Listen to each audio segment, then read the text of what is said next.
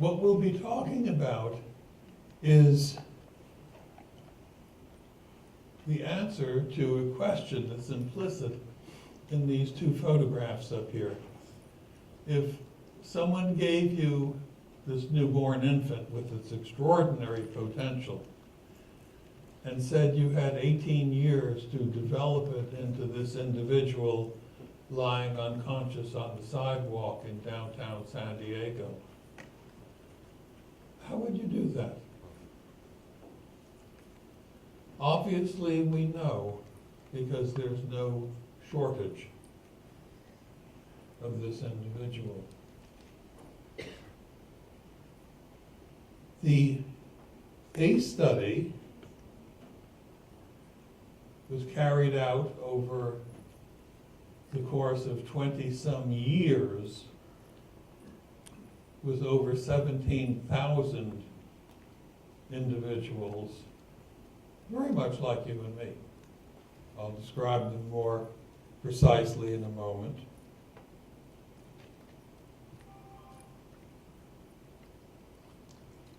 I'll tell you what we found first to give you some structure for the supportive information that I'll provide you.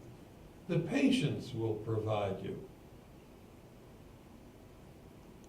We found that adverse childhood experiences, and I'll describe them shortly, are very common and mainly unrecognized. In good part because we've all been very effectively taught as children that nice people don't talk about certain things, and my God, surely don't ask questions about them. They turn out to be powerful predictors of adult social malfunction, emotional distress, health risks, disease, and premature death. And that combination of high prevalence and great penetrance makes them the leading determinant of the health and psychosocial well-being and economy of the nation. That's a fairly big statement to make in a flat-footed manner. I have no compunction about doing so, and I think you'll see why. In a very real way, the study began in 1985 with this woman who turned out to be a major teacher of me in my lifetime, in my professional career. We were running a major obesity program using the then new technique of supplemented absolute fasting, which allows one to take a person's weight down approximately 300 pounds in 1 year. We were doing that and thought, well, obviously we've got this problem licked. This is going to be a world-famous department. So she came in, a nurse's aide on the night shift in a convalescent hospital, all of which meant something, but it took us a while to understand that, and asked if we could help her with her problem. Our first mistake was to accept her diagnosis of what the problem was, and we naively said yes, and in 51 weeks took her from 408 to 132 pounds.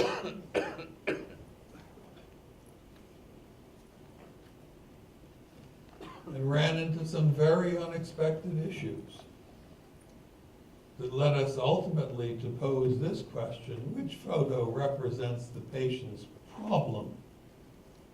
We thought it was this. Years later, we discovered this photograph, which was enormously important because it sort of forces you to ask the question, what happened? Otherwise, it would be all too easy to say, well, some people are just born heavy. That's the way some people are, etc.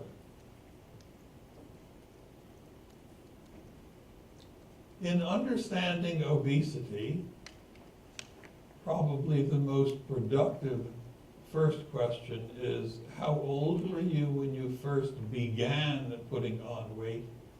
Because whatever you want to postulate as the explanation obviously had to be then or before, and it markedly narrows the field of exploration.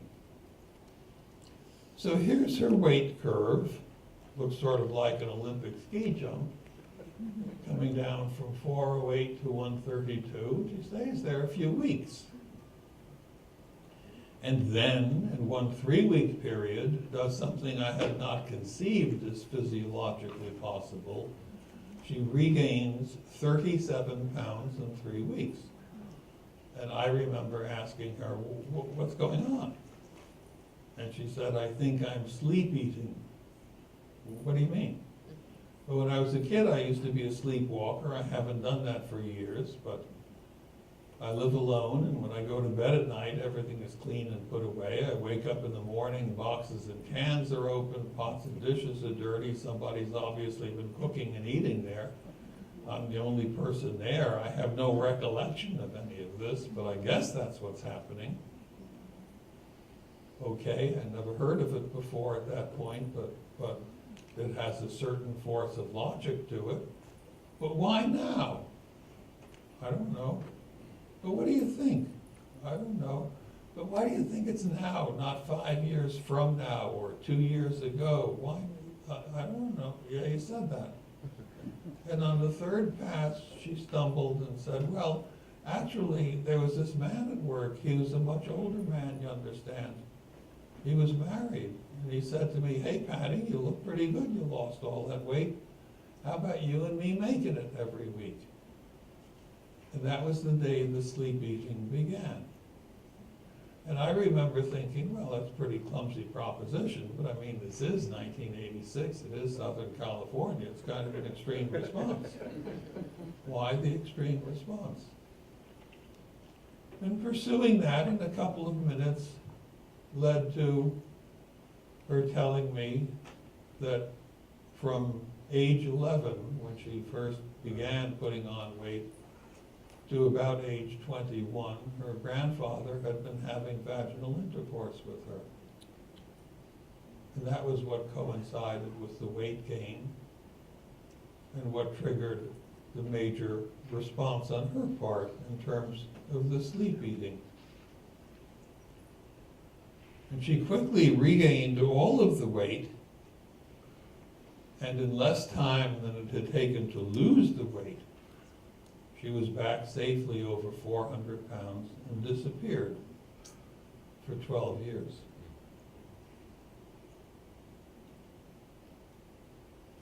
Slowly we came to discover, with her help and the help of subsequent patients, that if obesity is not the core problem, weight loss is not going to be the solution. 12 years later, she showed up again.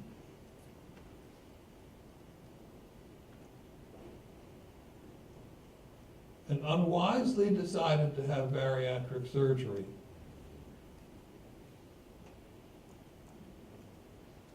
At a point where she had lost only 94 pounds, which was not yet clearly visible, I mean, the volumetric reduction was not sufficient to be obvious, she became intractably suicidal and had 5 psychiatric hospitalizations in the ensuing year and required 3 courses of electroshock to gain control of the situation.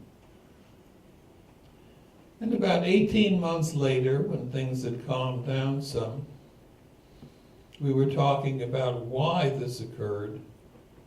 And here's what she has to say. I wasn't really handling the weight loss too well. I mean, it came off too quick, and I just felt like I was losing my protective wall.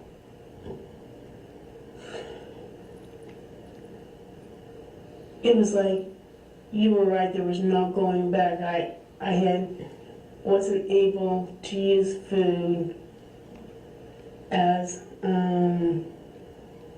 my way to get fat again, to have my solution back. It's like I had lost my solution, and I was having a hard time trying to find other solutions to deal with the underlying issues of the obesity versus just using the obesity as my wall. So what we had perceived as the problem, she is describing as her solution to problems that we knew nothing about. I remember thinking, well, this is the second incest case I've seen in then 23 years of practice. You know, a hideously naive view, but it was the one I had.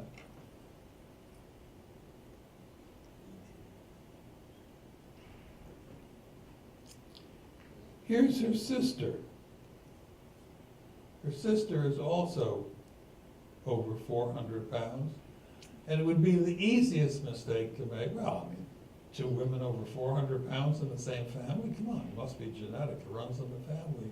But the interesting thing about that family was that everybody spoke English. That is to say, speaking English ran in the family. Yeah, right. And we don't jump to the conclusion that therefore speaking English must be genetic. What's the heaviest you've ever been in your life? In excess of 400, So the same as your sister Patty? yes. Uh-huh. And how and why did you get so fat?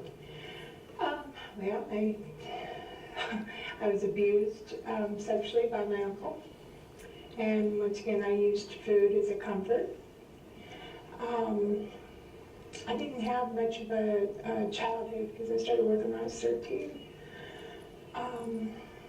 Then I got married at 17 to get away. How old were you when your parents got divorced? I recall I was 9. Did you ever see your father again? No, How do you think being abandoned by him affected you in the rest of your life? it affected me a lot, especially with the growing up years, because there was father-daughter dances and dinners, and I'd have to take an uncle, and things like this. Everybody else would talk about their fathers, and mine wasn't around, and it was devastating when my mom and dad broke up. I remember very distinctly. And slowly we came to see that the coincidence of childhood onset obesity with parental loss through divorce was very common, but totally untouched.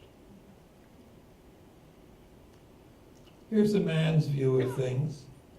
This man became obese as a child after his parents divorced, and he had to live with his violent alcoholic grandfather so that his mother could work and earn a living for them. And he vividly recalls eating for solace, as in our phrase, comfort food. And as he grew obese, he discovered that obesity offered advantages. We know that in some way. I mean, we use the expression throwing your weight around, do we not? Listen to what he has to say.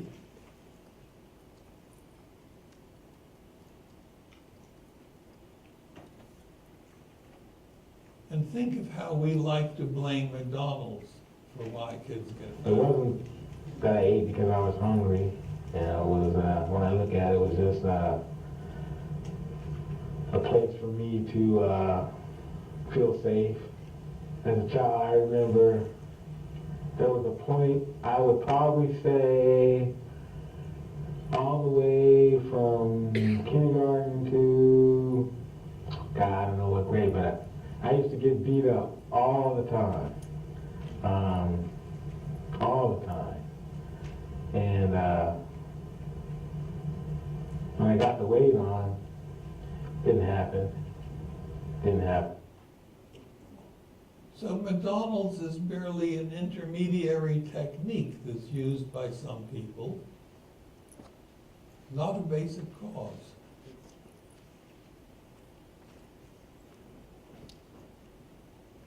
This is an interesting woman. extensively molested as a kid. I had difficulty accepting all of this initially. And I remember calling the sheriff in the little town where she grew up in Mississippi to ask if this story were true. And he said, "Oh yeah, Doc, what she's telling you is all true. That all happened." Gradually, I came to believe these stories of childhood sexual abuse and recognized that people simply did not want to deal with accepting the reality of something so uncomfortable. Well, she ate to feel better, and then realized that obesity reduced sexual attention. Again, the key point is that what we would perceive as the problem, she was perceiving as the solution to problems that we know nothing about. And there's an analogy to house fires here.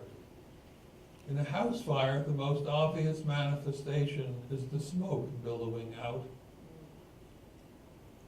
And we can just be thankful that fire departments understand that the thing to treat is not the smoke billowing out, but the piece that you don't see, the fire inside.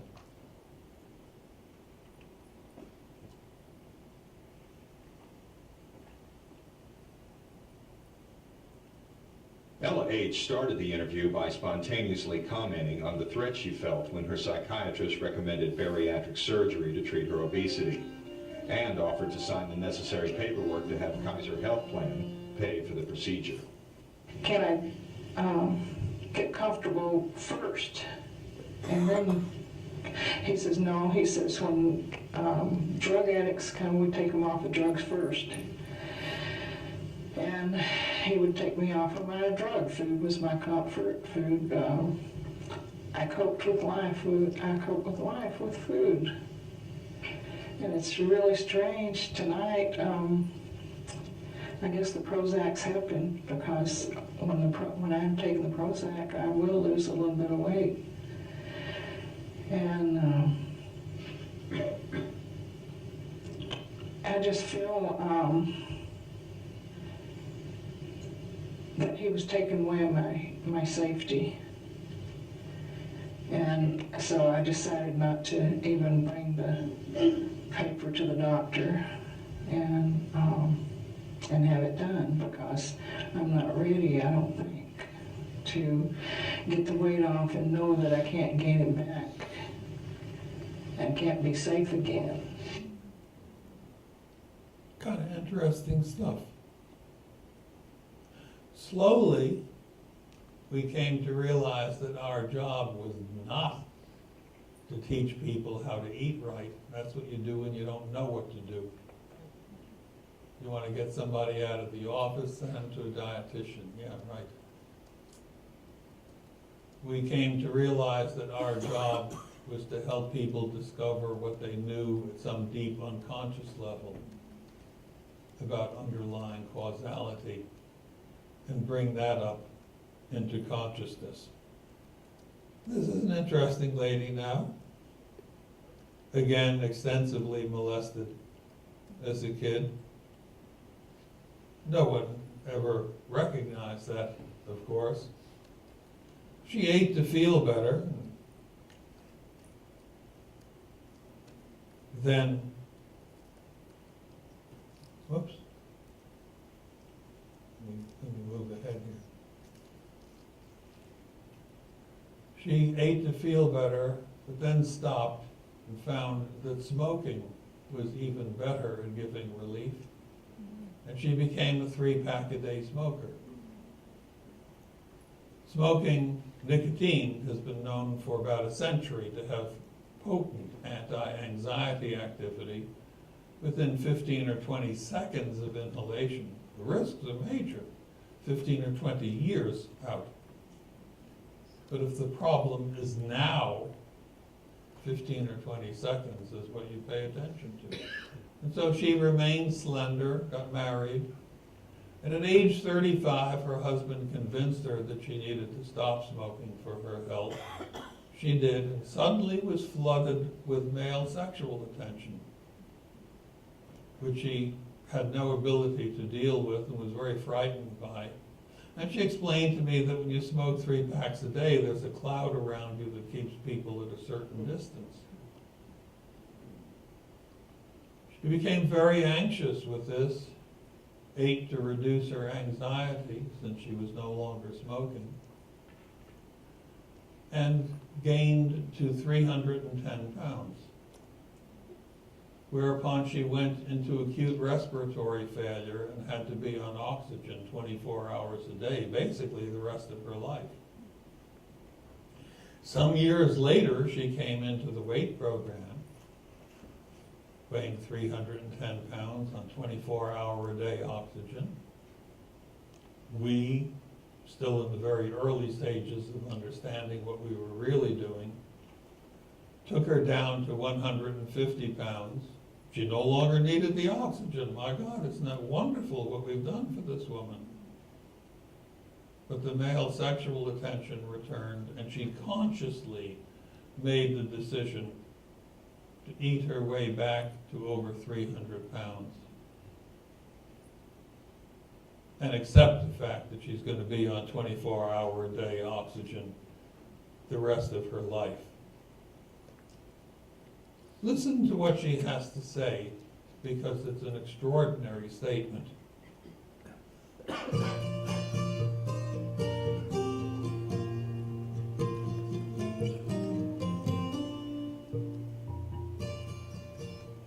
You supplied me recently a lengthy autobiography, a number of dozens of pages altogether.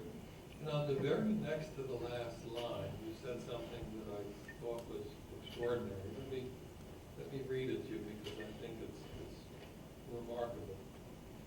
I believe smoking 3 packs a day and weighing 300 pounds are not the problem. They're the symptom. We'll stop there because that's a profound statement. I believe that weighing 300 pounds and smoking 3 packs a day are not the problem, they're the symptom. And I only wished that I had met her 50 years earlier, because it would have been a powerful boost to understanding what I was doing. And slowly we came to realize that there was a major public health paradox, in that many of our most common and intractable public health problems are unconsciously attempted solutions to personal experiences that typically occur in childhood, that are lost in time, and that are then concealed by shame and by secrecy and by social taboos against exploring certain topics.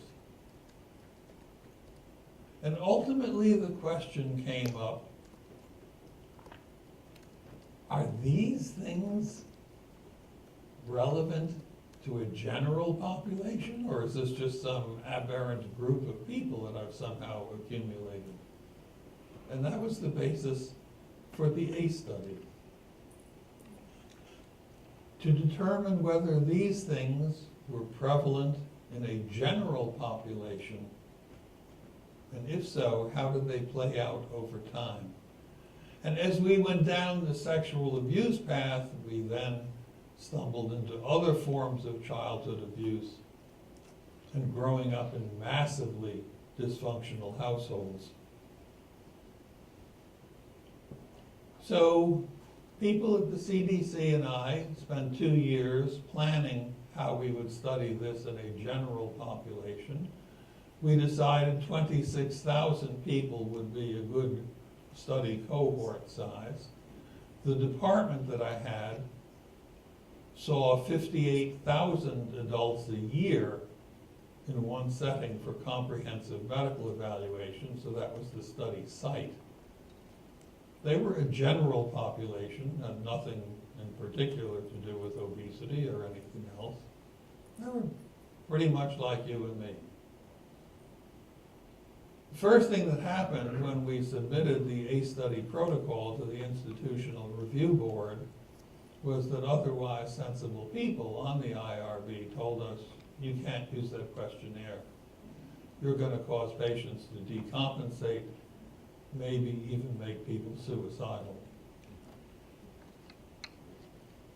We spent 9 months debating that before we finally got agreement. Here's the structure of the ACE study. The dark blue box in the center represents the comprehensive medical evaluation process. We selected 26,000 consecutive adults coming through and asked them if they would help us learn more about how childhood experiences might affect adult health. 17,337 agreed to help us. Average age was 57, almost exactly half women, half men. 80% white, including Hispanic, 10% black, 10% Asian, 74% had been to college. Essentially you and me. And we compared current health status here with what had happened to them roughly a half century earlier in terms of 10 categories of adverse childhood experience that I'll illustrate in a moment, and then followed them for the next 20 years, matching what happened here 50, 60, 70 years ago against current pharmacy costs, ER visits, doctor office visits, hospitalization, and death. What we learned was rather striking. The 10 categories that we studied were these. 3 of abuse, emotional abuse, basically recurrent humiliation. You are the stupidest kid I've ever seen. Your father and I really didn't want a girl. Or someone told me recently his father used to line the kids up and tell them, you kids ought to just be taken outside and shot. That was acknowledged by 11% of you and me. Major physical abuse, I'm not talking about spanking, I'm talking serious beating with fists, sticks, and other objects, 28%. Contact sexual abuse, not somebody flashing a kid. Contact sexual abuse acknowledged by 28% of the women, 16% of the men, 22% average for the group. Major emotional neglect, 15%. Major physical neglect, 10%. Growing up with an alcoholic or a drug user in the home, 27%. Losing a biological parent for any reason before the age of 18, 23%. That was interesting, because it became obvious that the most benign way of losing a parent was by death, unless that death was suicide, because death at least offered the possibility of a protective mythology. My father would have protected me if my mother would have cared for me if. Most destructive, really an irreparable loss, was maternal abandonment. Mom split when we were 3 and we never saw her again. Most common, obviously, was divorce. Growing up in a household where one of the members of your household was chronically depressed, mentally ill, suicidal, in a state hospital, 17%. In a home where mother was treated violently, 13%. In a home where one of the members of your household was imprisoned during your childhood or adolescence, 5%. And again, I remember thinking, 5%? Come on, something's wrong. And then I remembered that I knew 2 physicians in La Jolla, one of whom was a national figure, whose sons are in the penitentiary. They don't talk about that, so most people don't know that. But that was a useful reminder. So those are the 10 categories that we studied. And we created a so-called ACE score, which was the sum of the number of categories, not the number of events, but the number of categories of events. And that ranged from 0 to 10. And in this population of 17,500 people like you and me, here's the prevalence of ACE scores. 33% claimed no experience with any of them. 67% obviously with one or more.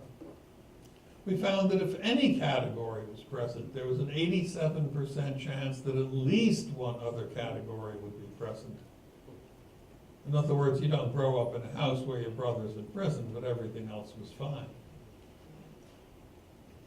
And a 50% chance that 3 or more other categories would be present, and that women were 50% more likely than men to have an ACE score of 5 or more.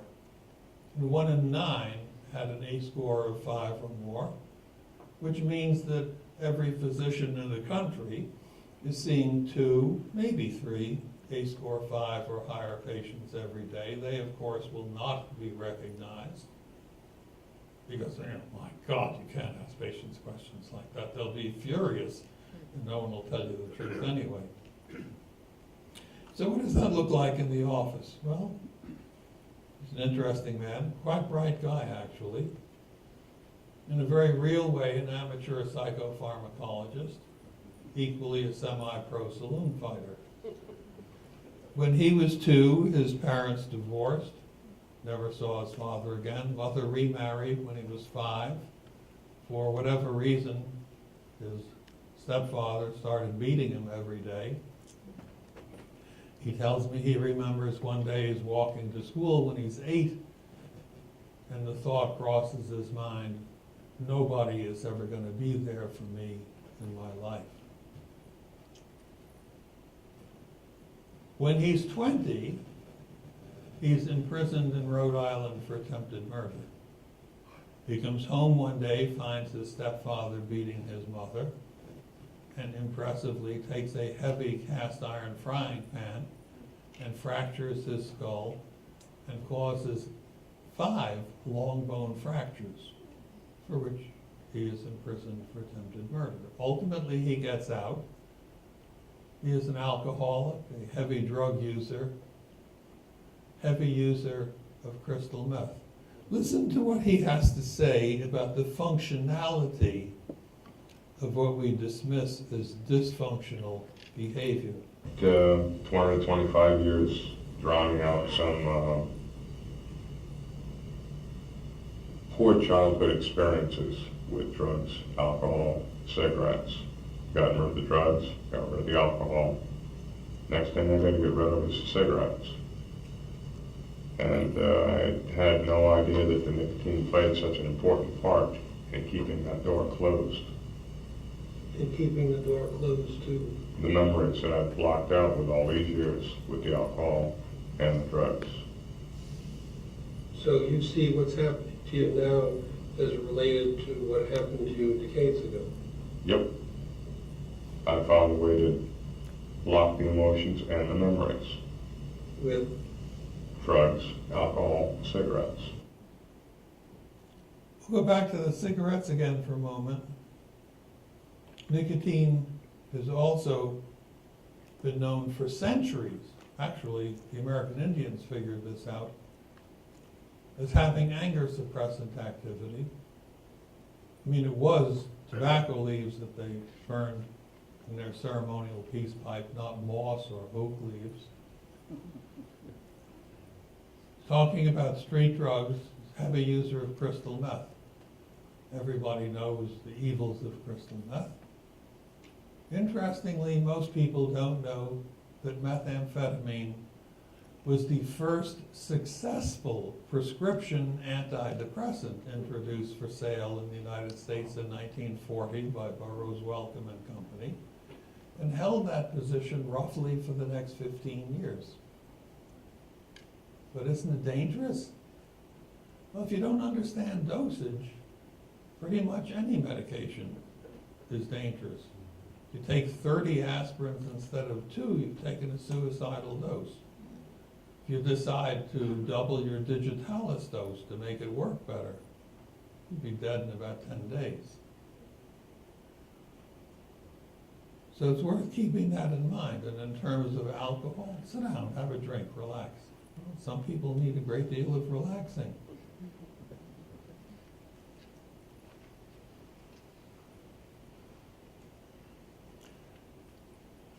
Moments later, he begins talking about his chronic depression. Most people speak of depression as being a disease.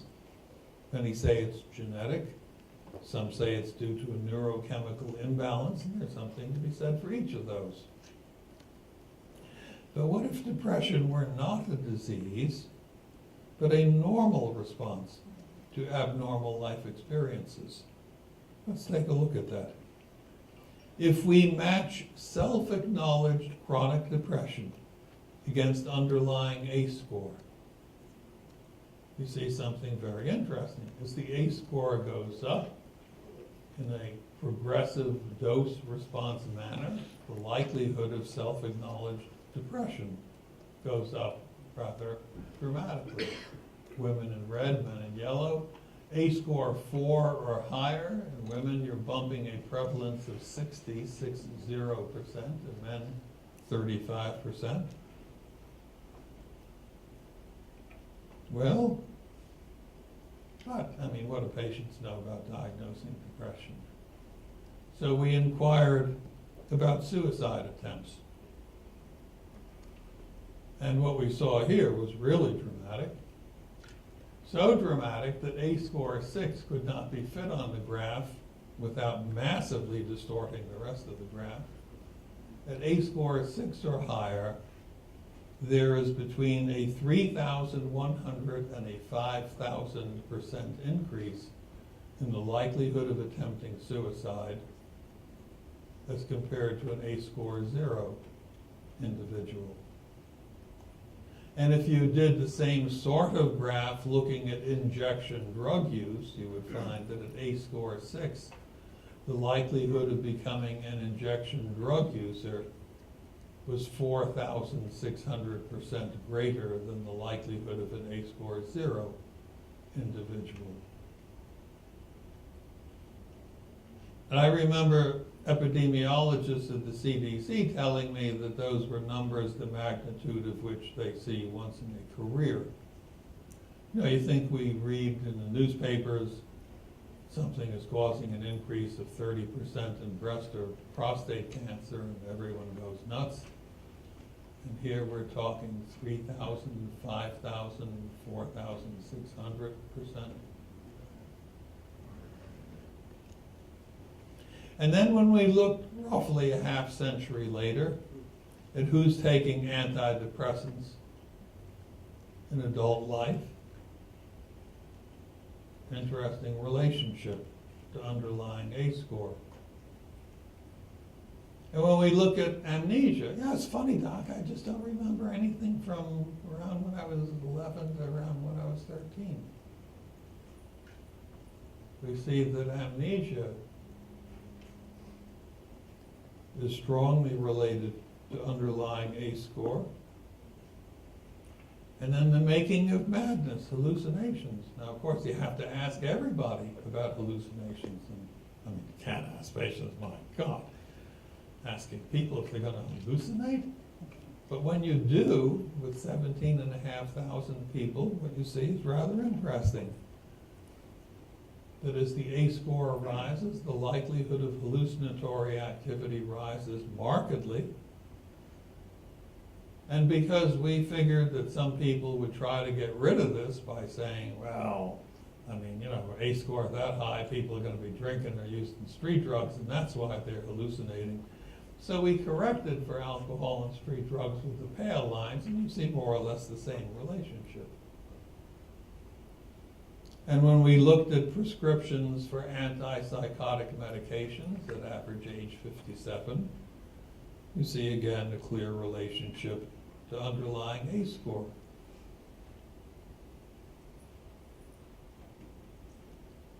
Here's the relationship of ACE score to high-level promiscuity, which we arbitrarily defined as 50 or more lifetime sexual partners. And I came to see that this might better be titled Looking for Love. Well, maybe the next one is going to be The One Who Loves Me, and if not, well, surely the one after that, etc.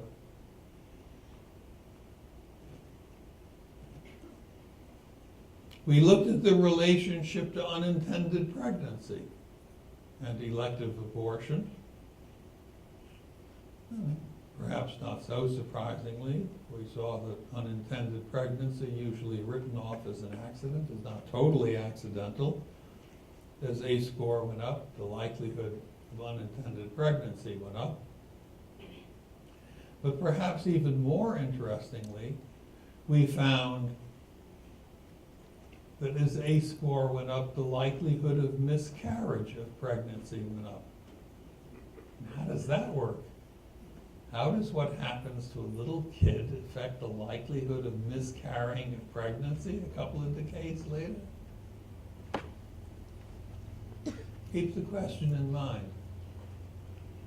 It's an important issue. We looked at the relationship of ACE score to smoking.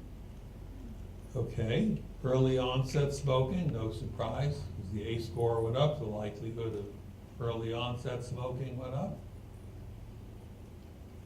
When we looked at the relationship to chronic obstructive pulmonary disease, to emphysema,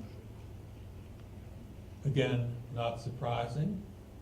But as we looked into that in more detail, we ran into something that was rather unexpected. At ACE score, at zero smoking, 1 pack a day, 2 packs a day, 3 packs a day, 4 or more packs a day, the likelihood of emphysema went up in each of those. But not everybody at those levels got emphysema. But what made the difference if you're smoking the same amount between those who do and those who don't? And when we matched ACE score against that, that was the differentiate. I mean, how does what happens to a little kid affect whether, smoking 3 packs a day is or is not going to give them emphysema later?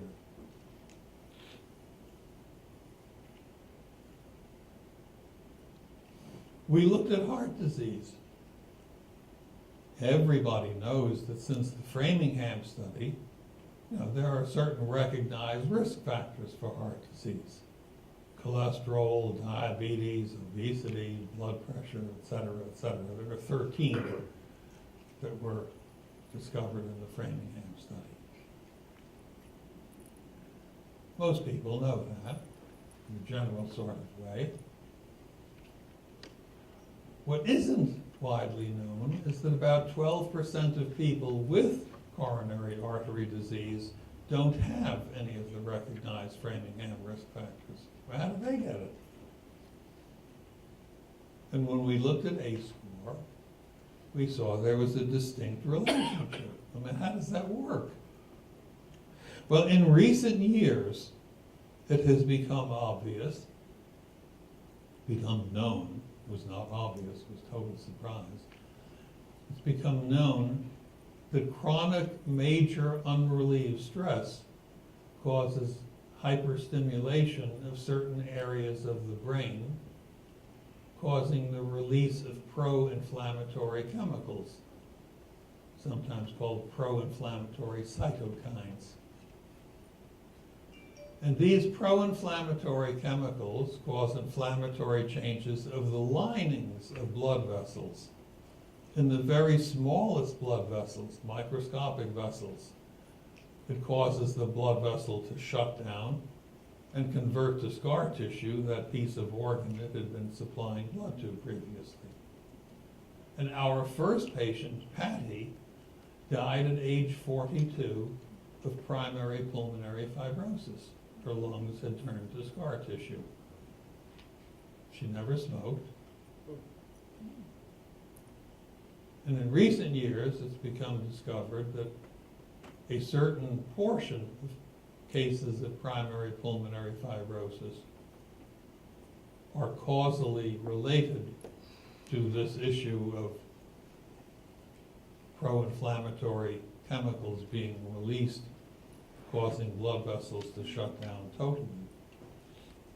In larger blood vessels, the inflammatory changes of the lining have a magnetic effect on attracting cholesterol deposition as it flows by in blood.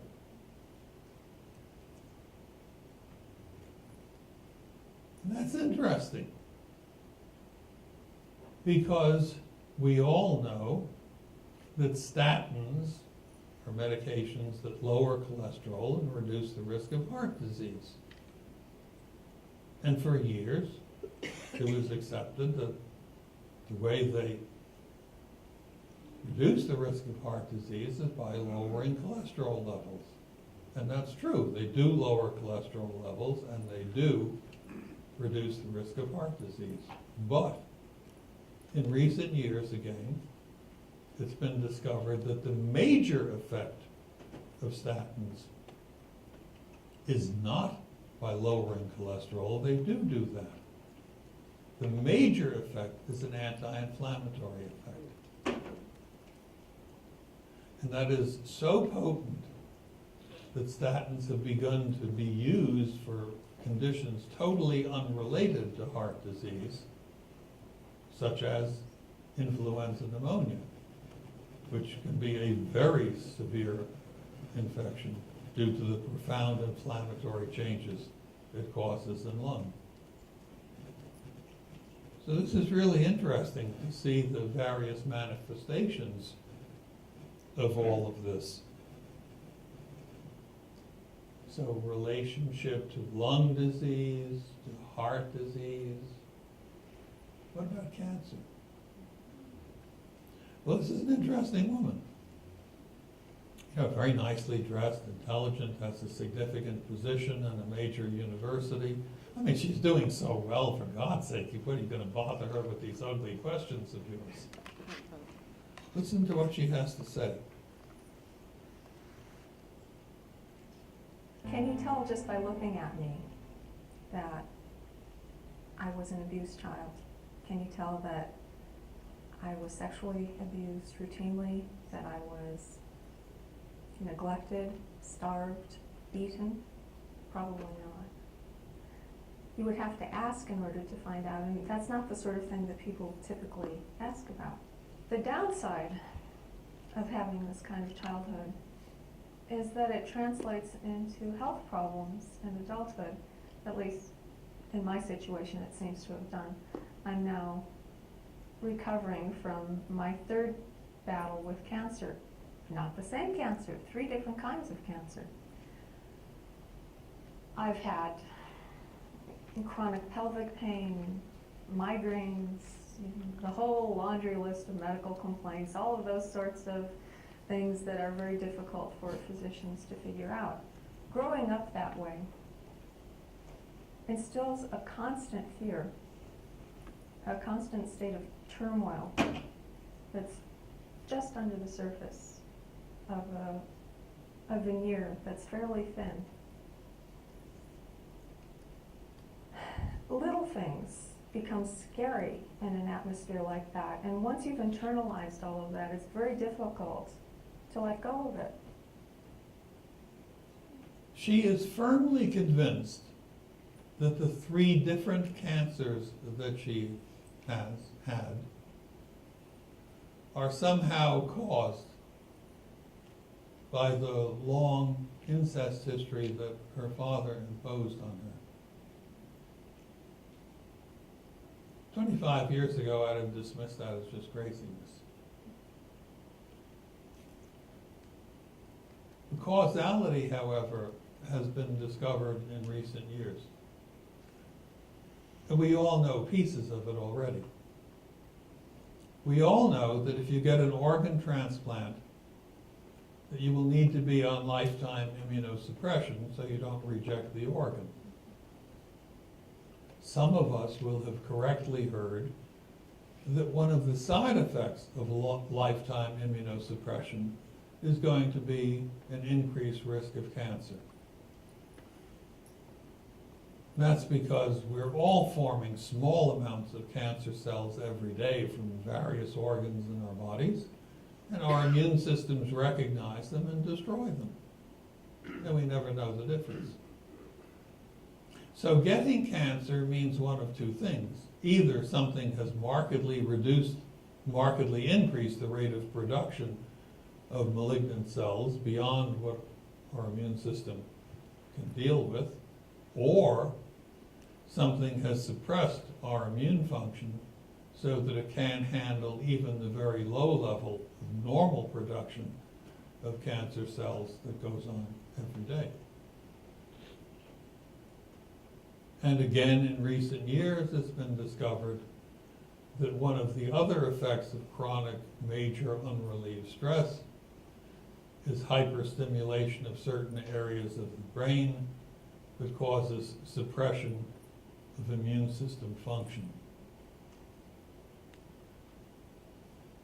Here's an extreme example of that. This is an extraordinary autobiography. You can find it on Amazon in paperback for $12. I frankly had never seen or conceived that anyone would write an autobiography with this degree of openness. This is a woman whose father had vaginal intercourse with her as a little girl for many years, but also used to bring her into saloons and sell her to strangers for sex. Somehow she did not commit suicide. She did not become a mass murderer. Somehow she graduated from high school and got into college and graduated from college and went to law school and graduated from law school and ultimately became a United States federal judge. I mean, that's a big deal. It would be very easy to say, well, isn't it wonderful that somebody with such a hideous childhood history has been so resilient? Which illustrates the weakness of our concept of resilience, which is basically determined by economic success, social acceptance, academic success. No one ever builds in biomedical issues. A woman named Emmy Werner, who's one of the major researchers on resilience in this country, on the bottom of page 67 of her book, says how surprised they were in studying the most resilient people they had to discover they had a remarkably high level of biomedical disease. This woman, Judge Bullock, has had 5 different kinds of cancer. In 50 years, I have never seen nor heard of a patient with 5 different kinds of cancer. In addition, she has lupus, and in addition, she has multiple sclerosis. Those 2 are autoimmune diseases. We studied 23 different autoimmune diseases, rheumatoid arthritis, scleroderma, etc., and found a clear relationship of underlying ACE score in a dose-response manner to 16 of those 23 autoimmune diseases. So the range of what happens in childhood to what's going on decades later is really extraordinary. And here's the way it plays out in the workplace in terms of absenteeism. the relationship of absenteeism to underlying ACE score on the left, the relationship of underlying ACE score to self-acknowledged serious financial problems in the middle. Wow. I mean, that implies poverty as an outcome rather than a primary cause. The reverse of our usual concept. But maybe that has something to do with why well-intentioned efforts like the war on poverty never accomplished anything. We were treating it, or attempting to treat, an outcome rather than an underlying cause. And on the right, the relationship of underlying ACE score to self-acknowledged serious problems performing my job properly. So we ended up realizing that adverse childhood experiences determine the likelihood of the 10 most common causes of death in the United States, and the risk factors underlying the 10 most common causes of death in the United States are the very things that we've been talking about all along.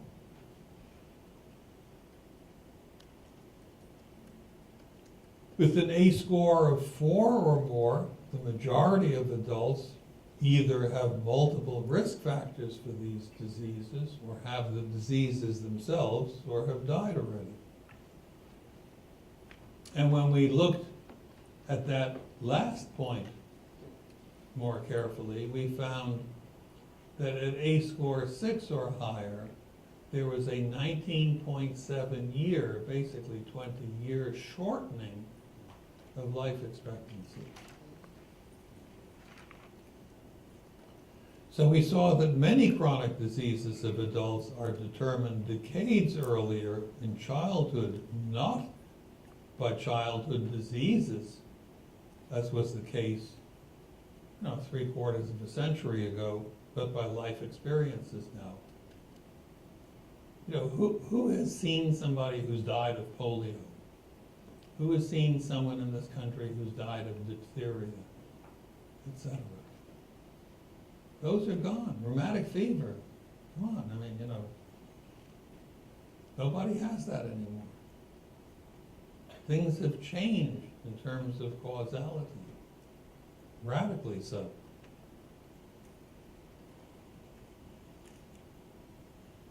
The risk factors for what's going on now occur by 3 different pathways. First is by the various coping mechanisms that we put into play to gain relief: smoking, overeating, physical inactivity, alcoholism, street drug use, promiscuity. Those all help in the short term. They may be very damaging in the long term, but no one does them to gain the long-term damage. It's to gain the short-term relief. Second pathway is by the complex effects of major unrelieved stress on key central nervous system functions that affect body processes like inflammation and immune response. And then there's a third category, epigenetics. Epigenetics barely existed as a word in the early 90s when we were planning the ACE study. The field has grown explosively.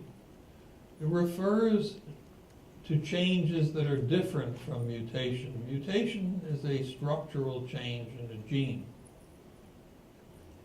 An epigenetic change is essentially like putting an on-off switch on the gene without changing its structure. You'll be hearing a lot more about epigenetic changes in upcoming years. So we ended up realizing that we had collected evidence showing that adverse childhood experiences are the main cause of health risk behaviors, and hence of disease and disability and premature death and healthcare costs. But ultimately the question keeps coming, why are these things so damnably difficult to deal with? I mean, why don't kids just get over it? These are 2 PET scans of the brains of 3-year-old boys. PET scan is a very sophisticated kind of X-ray showing biochemical activity in color superimposed on anatomic structure. Little boy on the left is an ordinary American kid. Little boy on the right is a 3-year-old boy taken from a Romanian orphanage about 15 years ago. You may recall that Romanian orphanages were noted for the extraordinary levels of neglect they imposed on the inmates. The inmates were fed, but that was about it. They were essentially kept in cages the rest of the time. And what you see on the right is large areas of brain where there is no color, where there is no biochemical activity going on. And I don't think it's going to tax anyone's imagination too much to think that at age 3, when brain is being formed, that lack of biochemical activity is going to affect the kind of brain that's being formed. In other words, we're looking at the translation of life experience into neuroanatomy. So I'll summarize what we've said thus far in this way: that there's this very large base of adverse childhood experiences which are overwhelmingly unrecognized, that we understand now they produce disruptions in brain development early in life, and that ends up producing kids who have major problems with social interaction, or maybe the weepy kid, or the one who has trouble learning in school. And by the time they become teenagers, they have enough freedom to try to do something to feel better. Eating helps, and alcohol helps, and sex helps, and tobacco helps. Buying antidepressants on the street help. And those things that help in the short term, in the long term, produce significant damage. A lot of people die early.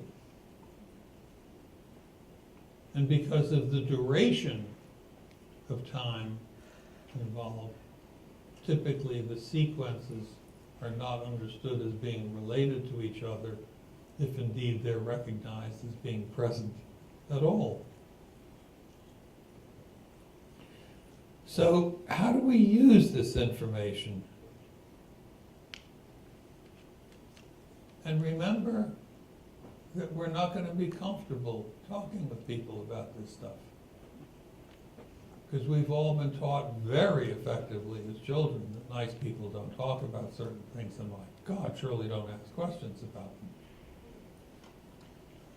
I mean, who in this room as a little kid trying to learn about sex and figure out what all that meant, who ever asked their mother or father what it was like to have intercourse? And yet nobody has ever been told as a kid, you must not ever ask that question. It's very impressive how effective that information is transmitted.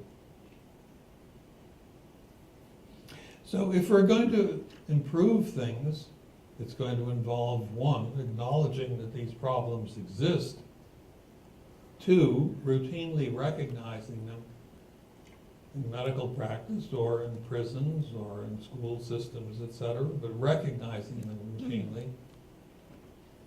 And most important, by primary prevention, because the magnitude of the problem and the difficulty of dealing with it is so huge that well-intentioned and effective things like parenting classes, like home visitation programs, those are marvelous, they're kind, and so forth. They're basically nibbling at the edges, leaving the vast bulk of the problem untouched.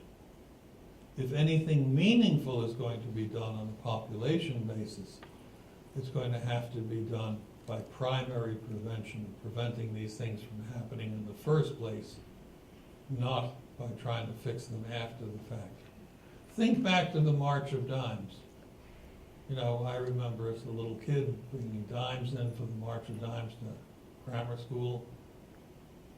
Well, you just thank God that somebody decided that they had to put some money aside for primary prevention. Otherwise, we'd have just wonderful iron lungs, digitally controlled, that everybody's using nowadays. Now, essentially, the problem's gone because primary prevention, namely a vaccine, was developed. Here's where all of this took place, in one building in San Diego. We learned that what we found in the A study needed to be put into clinical practice, but while there was great intellectual interest in this, there was great resistance to using it. There's no time. I mean, that's opening up Pandora's box. My God, I don't have 2 hours to listen to that. You know, if I wanted to be a damn shrink, I'd have been a shrink. I'm a pediatric endocrinologist, etc. And commonly, you know, you can't ask patients questions like that. Why, they'll be furious and no one will tell you the truth anyway. So what we decided to do in this unusual department that we had, where 58,000 adults a year are coming through for comprehensive medical evaluation, was to integrate these questions, these trauma-oriented questions from the developmental years of life, into our general adult medical history questionnaire, 10 pages long. It was filled out at home as step one by everybody.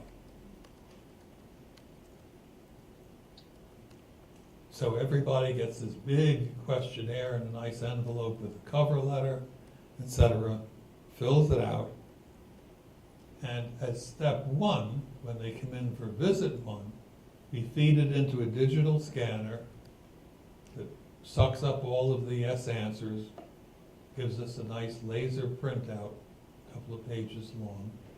Takes 2-3 minutes to look at this before you go into the exam room to meet the patient for the first time. And what we know about that person is really extraordinary. We also know where we need to go further and where we don't need to bother going at all.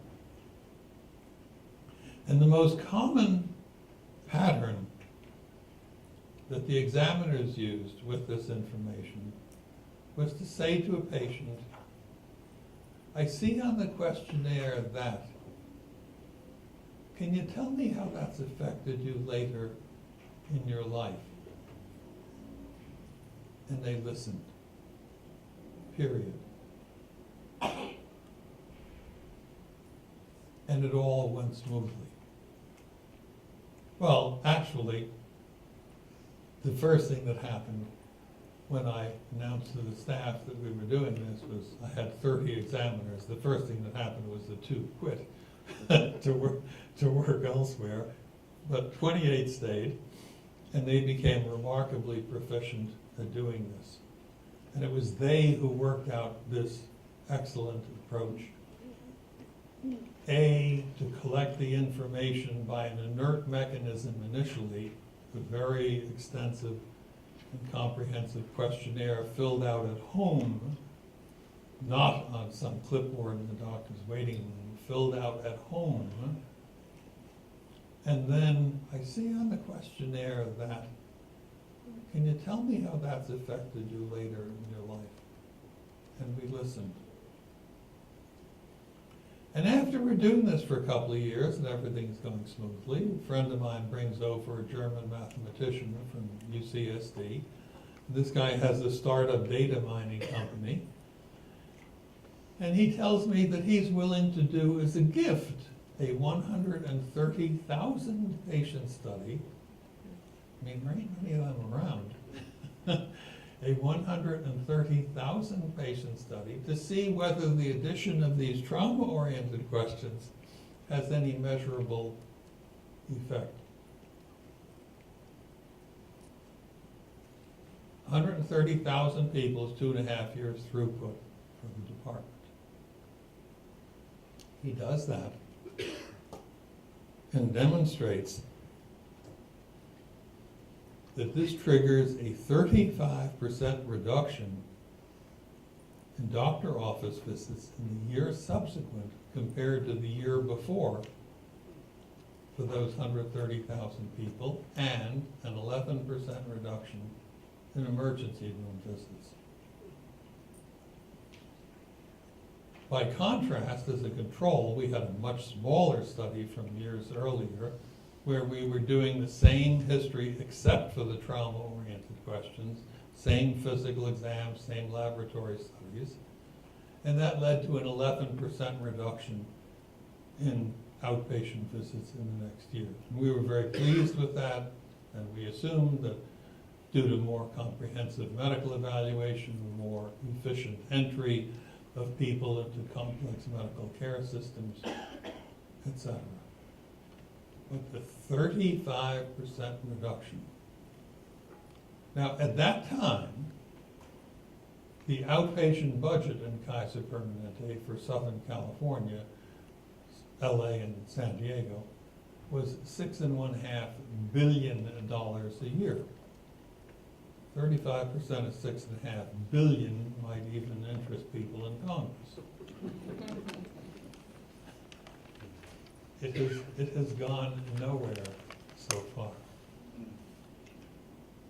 So the resistance to using this information is massive, and it's important to understand that.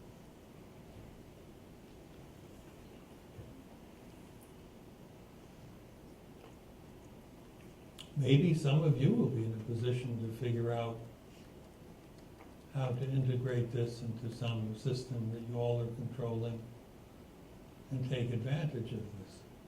It certainly attracted attention. A couple of years ago, there was a legislator in the Vermont legislature who was also an obstetrician gynecologist, and he invited me to an off-site meeting of the Vermont legislature. Spoke about this. About 6 weeks later, I got a note from him telling me that the legislature has passed some legislation designed to support the routine collection of this information in primary care medical practice. Now, how realistic that is, I don't know, but I mean, it was a remarkable thing. Since then, 20 states, recently California being one, have passed similar legislation designed in various ways to support the routine collection of this information in medical practice. What that will do long-term is yet to be determined, but the interest is certainly there.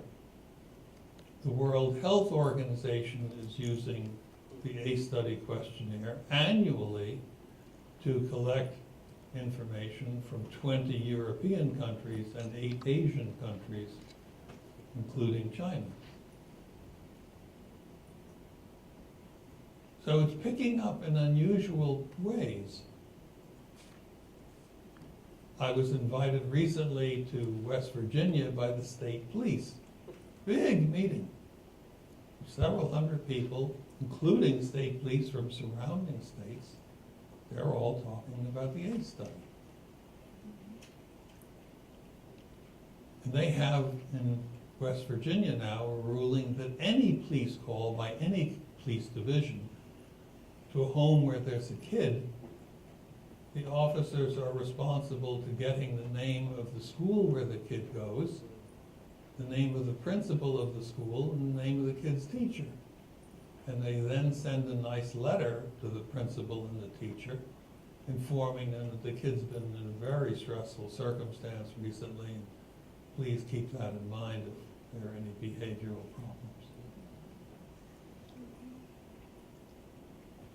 In medical circles, barely beginning. There's a poverty clinic in San Francisco, a very impressive pediatrician Nadine Burke-Harris running it. She is using this throughout the clinic routinely. It was written about in an issue of the New Yorker a couple of years ago. Where is it going other than that? Well, school systems, grammar schools and high schools, in a number of places around the country, have really picked up on this. But in medical settings thus far, mainly resistance or unawareness.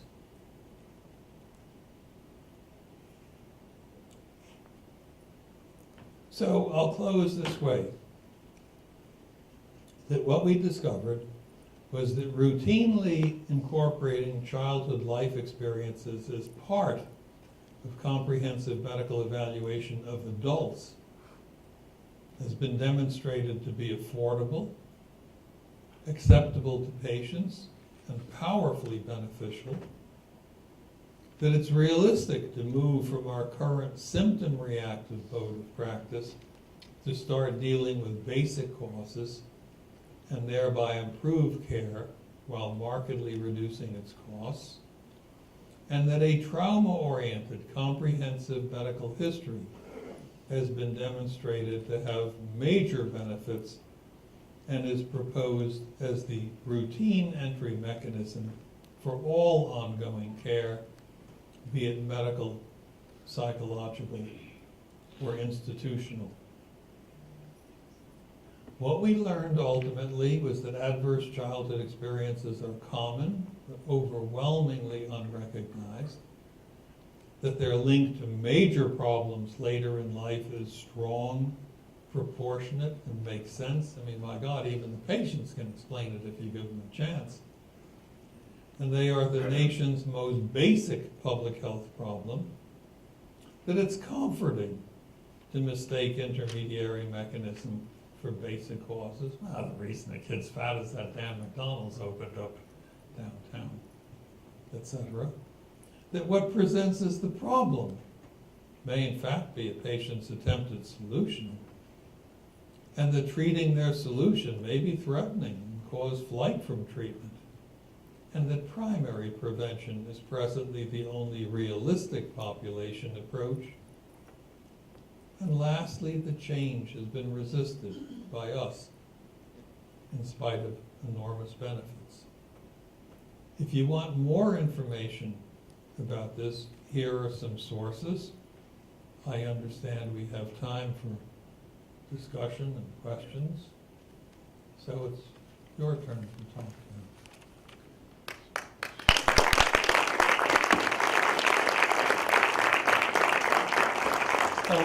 A group in the Midwest has made a very high-quality 4-hour DVD about the ACE study.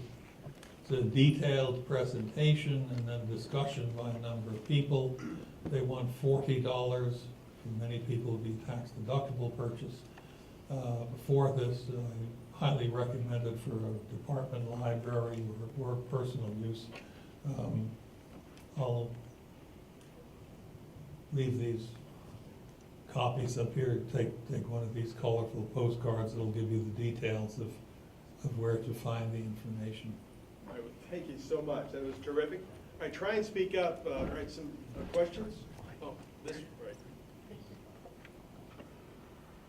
Yes. My question is, have you seen the scores change depending on the generation that the patient is from? Oh, good point. No, we studied that. Our average, well, the range of age participation, the average age was 57, but the range was 26 to 94. And so we had a wide range of birth dates over the 20th century, and there was no change over the course of the 20th century. Sometimes it's easy to think, well, there must have been, but that's really an artifact reflecting the fact that this is much more openly discussed in the media now than was the case 30 or 50 years ago. But no change in median ACE scores over the birth range covering the 20th century. Can I ask one quick follow-up? Because as a college professor, I notice a lot of my students seem to have much more stress, anxiety attacks, things like that. And I'm just asking you to comment further on that, whether there has been a generational shift with the latest generation. Yeah, I can't answer that, but one possibility to consider is that people are simply willing to be more open about the way they feel now than, was the case 50 years ago. So that would be a possible confounder.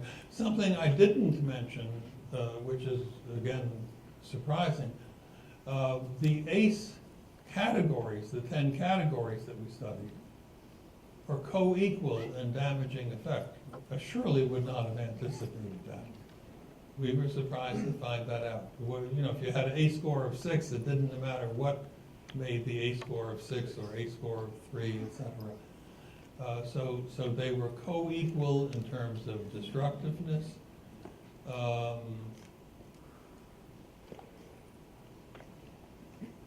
Question back, way in the back.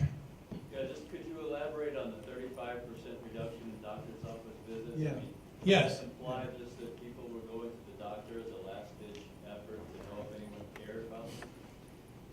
Well, you raise a very good point, and many people hearing that have said to me, 35, how'd you do that? You sent everyone to therapy, right? No, we essentially sent nobody. Well, how'd you do that? We spent a lot of time thinking, how did we do that? And ultimately, I realized that the piece we had not thought about before, in terms of routinely asking by an inert mechanism initially, and then following that up, I see on the questionnaire that, can you tell me how that's affected you later in your life? And listening, the piece that took us a while to figure out was implicitly accepting. Big idea. And it occurred to me, well, that's kind of like a lay version of confession in the Catholic Church, which is an interesting process. I mean, it's been in use for 1,800 years, suggesting, well, maybe it meets some basic human need. And in that process, one person tells somebody who's important to them something deeply shameful about themselves, typically for the first time in their life, and comes out of that a couple of minutes later realizing that they're still accepted by this person.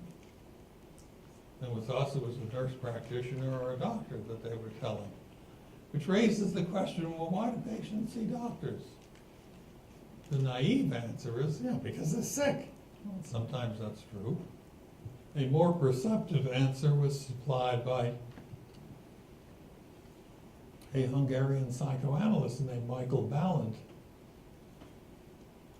who made the impressive observation, patients see doctors because of anxiety, doctors see patients because of disease, and therein lies the problem between the two. So I think what we really did in terms of dropping doctor office visits was to help people with something that was unconsciously disturbing them from the distant past, and make them realize they still were acceptable to other people. The rest of that story is interesting because we use electronic medical records now, and everything is nice and legible, and there are our notes printed with laser-like clarity. And no one touched that information with a poll. And so the mathematician who did this study for us discovers that in 2 years, everything reverts back to the prior baseline. So we have this 35% drop in doctor office visits, then 11% drop in ER visits. It lasts a year. Year 2 goes back to where it was before. And in that intervening year, the thing that was most striking to us was that nobody went near that information. The question, of course, well, what would happen if their doctor maybe had mentioned this to them in some sort of passing acknowledgement? I don't know, it's the right question. But it was really, you know, rather an extraordinary thing to see. So we need to go to confession more often. Well, Wait a question here. Any empirical cross-societal studies? If not, what would be your guess? In other words, is anybody getting this better on the planet? The closest to studies from other societies have been pretty small scale in general. I mean, I've gotten a number of pieces on several hundred people from Norway, from Korea, etc. Essentially the same thing, and there were no significant differences within our 17,500 people. On the other hand, we had a biased sample, and the biased sample was that everybody was reasonably well educated, 74% had been to college, everybody had a job, everybody had high-end medical insurance, okay? So that excluded a lot of people, but within that bias, we had white, Hispanic, black, Asian. There were no differences within those groups. But not much variance with respect to the socioeconomic status. Correct. Correct. Another question? Yes, way in the back. I can't, yes. Yeah. You had said something about school districts using this. Can you Yes. talk a little bit more about that? Yeah. Actually, the best way you can get that information, there's a the second line down, acestoohigh.com, and another one, Aces Connection. Those are two blogs that were created by a newspaper woman named Jane Stevens, and those blogs have grown explosively. Take a look at them, and you know, if they look of interest, join them. It doesn't cost anything, and every day they'll send you some information about categories within that blog that might be of interest to you. There's a very well done documentary video titled Paper Tigers about a high school in Walla Walla, Washington, Lincoln High. It's a school for kids that were kicked out of the school system. It's a remarkable place. I had a chance to visit, and they made this documentary about it, which is, you know, worth looking for. Paper Tigers, referring to the fierce appearance of the students. I mean, you know, when I saw these kids in that school, I thought, my God, you know, you wouldn't want to be on the same side of the street with any of these kids at nighttime. And then while I'm sitting waiting in the nurse's waiting room to speak with the principal, there are some really fierce-looking kids in there, and they start talking with me. They were the ones that opened the conversation, and they start telling me how grateful they are to the school for having helped them and understanding them. And I remember 10 minutes later, I'm thinking, wow, I mean, this is really extraordinary that these fierce-looking creatures that I wouldn't want to be near on the street at nighttime are really gentle, kind people. It was a very interesting experience for me. There's a school in San Diego called, I believe it's Cherokee Point, the grammar school. If you go to the blogs and look up the name Dana Brown, D-A-N-A Brown, she would be a good person to contact about what's going on in the schools. But a number of schools have picked this up, Washington State and in Oregon as well. A number of grammar school and high school systems have reorganized themselves to become trauma aware, is the phrase they use, trauma informed, to when kids are causing behavior problems in the school, to make a point of trying to figure out what's happening to the kid at home, that his behavior is this way rather than simply punishing him. Lee, one more question. Lee Burke. You mentioned about high school. Has anybody thought of the novelty of after you have a group of Speak up a little. after you have a group of medical students that have been accepted into medical institutions, where we're going to take care of other people once we graduate, have the appraisal of the ACE assessment, so that they can introspectively have a better understanding. The question relates in a general sort of way to how might this be introduced into medical schools. And I'll answer in two ways. I've been invited a couple of times to speak in Iceland, and the last time was to the medical school in Iceland, and I asked the dean if he would have the students fill out the one-page version of the ACE study questionnaire anonymously and send me the pooled results. He did. And so in my presentation, I put up the results from this unidentified population and asked them, what do you think the implications are for this population? Very active discussion. I only wish I'd had the foresight of having someone photograph their faces when I ended up telling them that it was they themselves that they were talking about. Because the expressions were like, oh my God, and I thought I was the only one in the school, if the only one in the country, etc. In addition, I speak every year to the freshman class in the medical school at UCSD, and this is highly accepted by early medical students. It is much more resisted by interns and residents who have had a significant amount of case hardening applied to them along the way. So if you're going to do this, your point is well taken. It would be early in medical schools, not attempting with interns, residents, or worse yet, physicians in practice. All right, thank you very much. It's been an honor to have you here today. Thank you.